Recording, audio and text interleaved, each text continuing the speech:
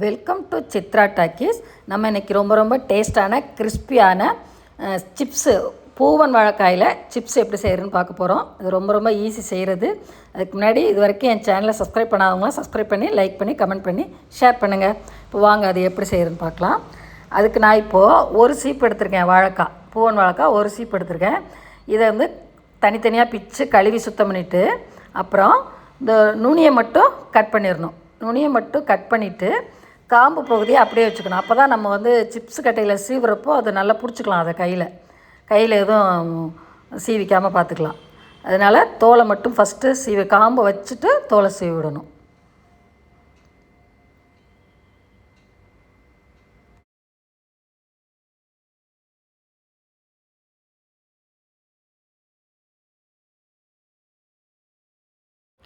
தோலை சீவிட்டு பக்கத்தில் ஒரு பாத்திரத்தில் தண்ணி வச்சுட்டு இதை சீவின வாழைக்காயை அதில் போட்டணும். அப்போ தான் கருக்காமல் இருக்கும், இல்லைனா கருத்து போயிடும்.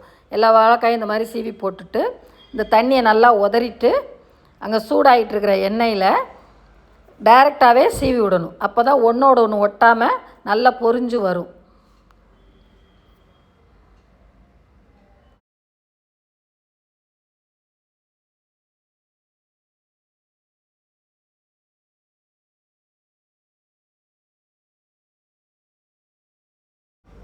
ஃபஸ்ட்டு ஃபுல் ஃப்ளேமில் நல்லா பொரிய விடணும். அப்புறம் கொஞ்சம் நல்லா வெந்து மேலே கிளம்பி வர்றப்போ அடுப்பை மீடியம் ஃப்ளேமில் வச்சு 2 பக்கமும் திருப்பி போட்டு இந்த சத்தமெல்லாம் சலசலப்பு சத்தமெல்லாம் குறைஞ்சி நல்லா கிறிஸ்பியாக வர்றப்போ எடுத்துடணும்.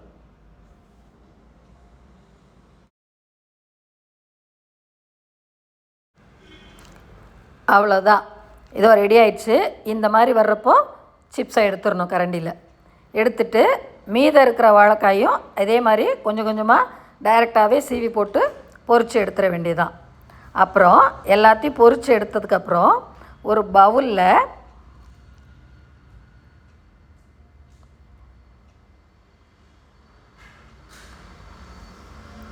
இதை கொஞ்சம் கொஞ்சமாக போடணும். ஃபஸ்ட்டு கொஞ்சம் போட்டு இதுக்கு தேவையான அளவு உப்பு, மிளகு பொடி, நான் மிளகு பொடி போட்டிருக்கேன், மிளகாய் பொடி வேணாலும் போடலாம்.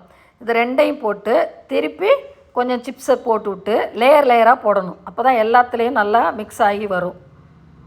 இப்போ கொஞ்சம் மிளகு பொடி, கொஞ்சம் உப்பு, இதே மாதிரி எல்லா சிப்ஸையும் போட்டு ஃபஸ்ட்டு கரண்டியில் நல்லா மிக்ஸ் பண்ணி விடணும்.